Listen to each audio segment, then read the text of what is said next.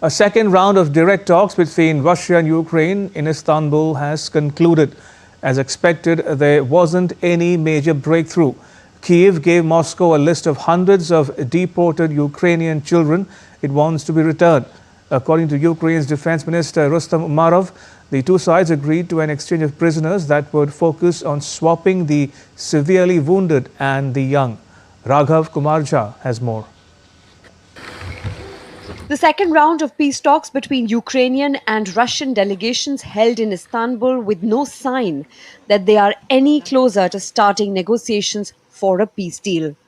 Peace talks kicked off with the opening address of Turkish Foreign Minister Hakan Fidan. He hoped that the negotiations would be fruitful and there will be concrete progress. Saygıdeğer katılımcılar. By putting forth mutual problems and positions, it will be possible to reduce the differences of opinion and pave the way for peace. Our basic expectation is that the talks are productive and concrete progress happens in the shortest possible time and the desired result is achieved. We believe America's belief and support for these talks are extremely important. But hours before the second round of peace talks, both sides carried out overnight attacks and counterattacks. On Sunday, Kyiv launched 117 drones on military bases and nuclear-capable strategic bombers deep inside Russia.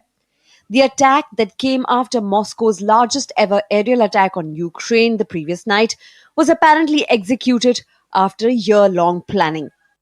Ukrainian President Volodymyr Zelensky, who is in Vilnius to attend a NATO meeting of Nordic, Baltic and Eastern European leaders, pushed for a meeting with US President Donald Trump and Russian President Vladimir Putin to end the war. He said such a meeting could resolve key issues of the ongoing war. Starting point should be a ceasefire and humanitarian actions, the release of prisoners and the return of abducted children. And all key issues can be resolved at the level of leaders. And if Russia undermines even this initial agenda, and if the Istanbul meeting brings nothing, that clearly means strong new sanctions are urgently needed. NATO Secretary General Mark Rutte strongly advocated organizational membership for Ukraine and said that NATO is working in that direction.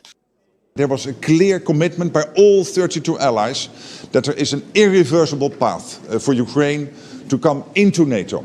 Not with an end date, not understanding this as part of a peace settlement, but clearly as a longer-term commitment by all 32 allies. And we are building that bridge as we speak, with the command in Wiesbaden, with in Poland, JTEC, which is capturing all the lessons, and of course all the other cooperation ongoing between NATO countries and Ukraine.